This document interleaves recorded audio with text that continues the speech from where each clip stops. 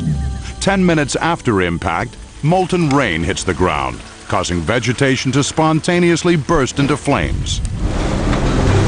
1 hour after impact, tidal waves 400 feet high radiate from ground zero, crisscrossing the world's oceans. A wall of water as tall as a skyscraper hits the coast, submerging all of Mexico and most of the United States.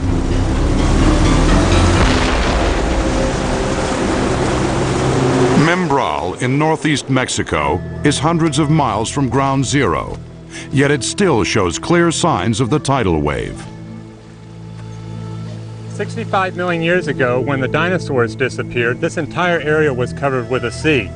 When the Chicxulub impact event occurred 400 miles to the east, it threw out tektites, which then rained through the atmosphere and splashed down into the sea, forming this immense deposit of tektites beside me. Soon after the tektites splashed down, huge tidal waves came roaring across the Gulf of Mexico from the impact site and crashed onto the shoreline behind me. It then knocked down trees and ripped logs, and the backwash of the wave carried those logs and deposited them on top of the tektites in this rock above me. Thousands of miles away, little did the dinosaurs know death for them would be slow and even more agonizingly painful.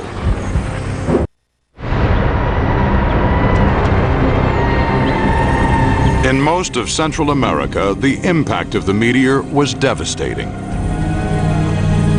Lush tropical forests teeming with life had disappeared beneath an ocean of water.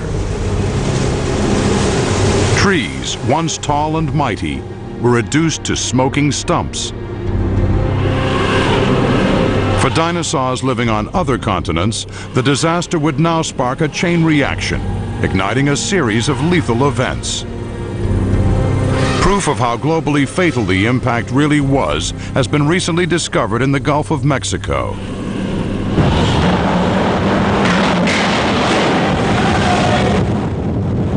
Research ships drilling thousands of feet deep off the Yucatan coast have recovered core samples dating back 65 million years. When the cores were analyzed, geologists found that they possessed a potentially fatal mixture of rock and gases. The Chicxulub impact event hit two very important rock types. This is limestone and anhydrite. Locked within these rocks, there's a variety of toxic gases. For example, if I pour this liquid on one of these rocks, you can see the gases bubbling out from the rock. From the limestone, we would have produced carbon dioxide, which is a greenhouse warming gas. From the anhydrite, we would have produced sulfur dioxide. Mixing these two with water vapor means big trouble. The impact would have thrown them into the atmosphere, creating a deadly cloud of doom. Once in the atmosphere, the sulfur dioxide would have reacted with water to form sulfuric acid rain, which would have then rained out all over the world.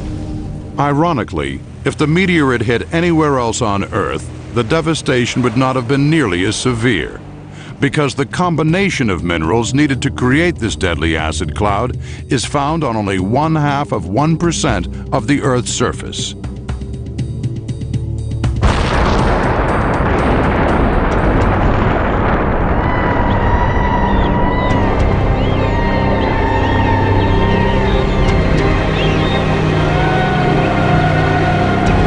The dinosaurs perished simply because the impact occurred in the wrong place at the wrong time.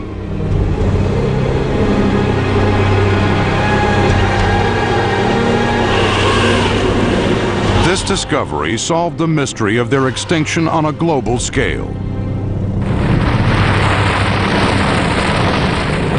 On impact, the meteor exploded, hurling a cloud of sulfuric acid into the air. Within hours, the jet stream carried it around the globe. The cloud blocked the sunlight for over 3 years, causing temperatures to drop to near freezing. As the gas cloud cooled, it fell to Earth as acid rain. For 10 years after the impact, Earth was showered by burning droplets of sulfuric acid. Starved of light, plants died and the food chain collapsed. A nuclear winter descended on a previously tropical world. Then carbon dioxide began to fill the air in vast quantities. Temperatures escalated to sweltering levels. Large creatures like the dinosaurs had less fresh air to breathe, little clean water to drink, and fewer things to eat.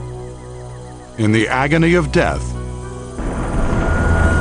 the earth fell silent. For 5,000 years, the earth was virtually barren.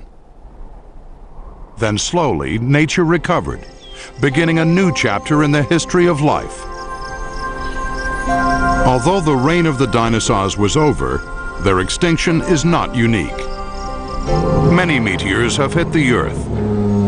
Very big objects traveling very fast through space, like the recent comet Hale-Bopp, can get pulled into our orbit and crash, causing unbelievable destruction.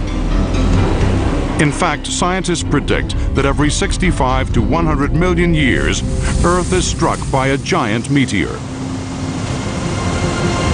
So if the extinction of the dinosaurs happened 65 million years ago, the question is not, could it happen again, but when exactly is our time up?